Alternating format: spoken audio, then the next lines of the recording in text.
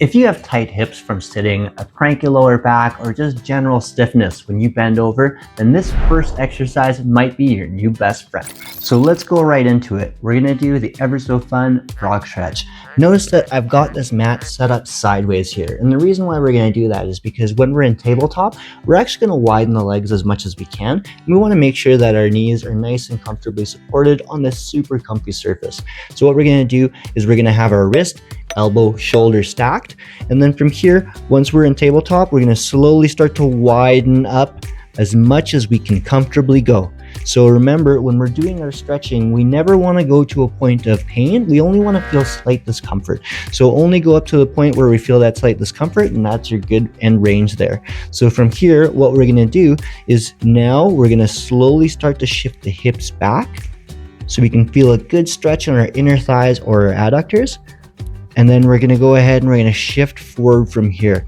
Notice that as I'm doing the movement, I'm going nice, slow, and controlled, as well as my sacrum isn't tucking underneath. So we wanna make sure that we're keeping everything nice, slow, and controlled. We should feel a pretty good darn stretch. And then, boom.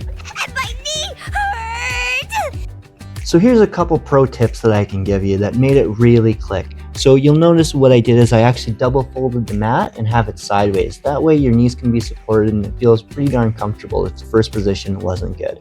And then what we want to do is we want to focus on our breathing as we're doing the movement. So while I'm in this position, I'm taking a nice deep breath in first, and then we're going to do a slow exhale as we start to shift the hips back. Notice that as I'm doing this, again, it's a nice slow exhale while we're doing the movement, as well as making sure that we're feeling like our hips are just melting and opening up, okay? The why behind this is pretty simple. Our modern lives are full of chairs, couches, and cars, and they've taught our hips to be permanently flexed and tight. The frog stretch helps counteract that by encouraging the adductor muscles along your inner thighs to lengthen, which can be a huge limiting factor in everything from your squat to your overall hip health.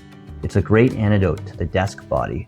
The next exercise is a lifesaver for your upper back and shoulders, and it's called thread the needle. And if you deal with neck tension, tight shoulders, or a stiff upper back, this one's for you. And before we continue, let's go ahead and talk about that word of power. And that word of power today is every day I wake up in a stronger, healthier body. So here's the setup. What we're gonna do is we're gonna start in tabletop position. From here, what we're gonna do is we're gonna take the back of our hand, we're gonna place it on the ground, and now what we're gonna do is thread the needle. So we're gonna slide the hand underneath the other arm. We're gonna let our shoulder drop until the side of our head is up against the mat. We should feel a nice good opening through our upper back in this position. And then from here, what we're gonna do is we're going to lift up and we're gonna open up and rotate as much as we can. We should be feeling a really good stretch in this position as well. And then we're gonna go ahead and come back to starting position. From here, that was 1 repetition. We're gonna aim for 8 to 10 of those on each side. So here's another pro tip for you. So make this feel super luxurious, like this is a spa day for you. Don't just blast through the reps. So what I found is that when we're doing this movement, if you just really take your time and make sure that we're getting some good deep breaths in and trying to aim for an extra millimeter every single time we're doing our repetitions, you're gonna find you're gonna get much more benefit from it. So again, it's not a race. It's not whoever can do 20 million of these the quickest and fastest. It's trying to get some good mobility in and trying to get yourself to feel just tickety-boo. Why does this work so well?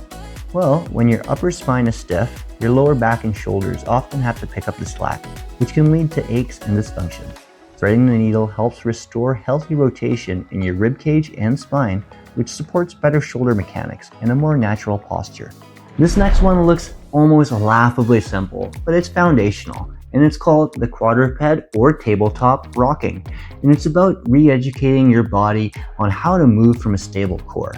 This simple movement can help improve the connection between your spine and your hips. So we're gonna start out in tabletop position. So that again is wrist, elbow, shoulder stacked, as well as knees underneath your hips. And then from here, all we're gonna do is we're gonna gently start rocking. So as we're rocking though, we wanna make sure that the spine is nice and neutral and there's no rounding or curving while we're doing the movement. And we're gonna slowly start to shift towards the heels and then shifting up till the shoulders are just past the hands a little bit. And we're just going to do this back and forth, nice and controlled, making sure that spine is nice and neutral. And that's it. So here's a pro tip for you. When you're doing this movement, pretend you've got a glass of water on your back and like you're Eddie Murphy from The Golden Child. And what you're doing is you're trying not to spill the water. So what we're going to do is we're going to slowly rock back and forth, intentionally engaging the core to make sure that we're not rounding at the lumbar or anywhere along our spine while we're doing the movements. Remember, the movement is supposed to be coming from your hips as you sway back and forth. Think of yourself like a chill little dinosaur while you're doing the movement. The reason why this is so powerful is because it helps your nervous system relearn how to stabilize your spine while you move your hips. It's a fundamental pattern for almost every activity, from walking to lifting. So if you have lower back pain and it's constant grief for you, it might not actually be the muscles in your lower back. It could actually be that your glutes are inactive. So what we're going to do next is the ever so fun classic glute bridge, and that helps activate the glutes to help support your low back. So we're going to go ahead and we're going to start on our back with our knees bent. From here, our feet are placed up on the ground, and then what I want you to think is that you're making diamonds between your cheeks. So what we're going to do is we're going to squeeze our glutes, and then from here we're going to drive with our heels up, lifting the pelvis as much as we can, and from here at the top position we're going to keep squeezing the glutes for a couple seconds before we start to lower ourselves down. So remember, when we're doing this movement, diamonds between the cheeks so we can engage the glutes, lifting up and making sure that everything is nice and parallel as we're lifting up, and holding that position for a couple seconds before slowly lowering down into our eccentric movement. Here's another pro tip for you. Aim for 10 to 15 reps when you're doing it. And the reason why I say making diamonds between your cheeks is because how are diamonds formed? They're formed with pressure. And what we want to do is we want to be able to engage and contract the glutes as much as we can to get the most out of the exercise and really activate them while you're doing the movement. So again, another cue, making sure that your knees aren't caving in as you're doing the movements, because that's going to help activate everything just in general with the glutes to help stabilize. The why is crucial. When your glutes are weak or inactive, sometimes called gluteal amnesia, the lower back and hamstrings often have to overwork to compensate, which can lead to strain and pain. Strengthening your glutes with bridges provides direct support for your pelvis and spine, helping to take the pressure off your back. It's a simple move with potentially profound effects. Finally, time to address that hunchback posture from being on your phone or on the computer all day long. Ain't nobody got time for Quasimodo or Notre Dame.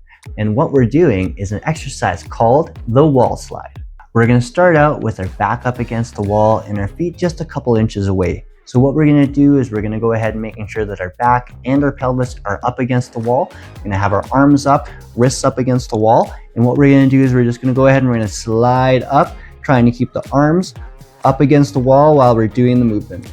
This one is a pretty tough one. It's even pretty tough for me. Pro tip here. This exercise is extremely humbling. So remember, the goal isn't necessarily to be able to reach as high as you possibly can on day one. The goal is to just maintain contact with the wall and slowly start sliding up and down to open up. This exercise works because it strengthens the muscles that pull your shoulder blades back and down, or your rhomboids and mid and lower traps, directly combating that forward rounding posture. Over time, you can improve your posture, help your shoulders sit in a healthier position, and ease the tension in your neck and upper back. Okay, so now you have the 5 exercises, but how do you actually use them? You take notes. Don't get overwhelmed. The key here is consistency, not intensity. You can build a habit by building a non-negotiable 10-minute morning routine. Start with 2 minutes of the frog stretch, rocking to open the hips.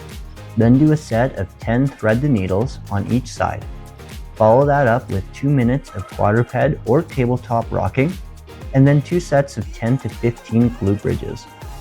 Finish with 2 sets of 10 wall slides. And that's it, 10 minutes. Some days do it as your coffee is brewing, other days do it as a warm-up before your workout. The importance is to just do it. This simple daily investment in your movement can pay you back 1,000 times over in how you feel throughout the rest of your day. And who knows, you might have the strength and power of 10,000 suns. And if you want to learn how to lose visceral fat without doing a single rep, go ahead and check out this video.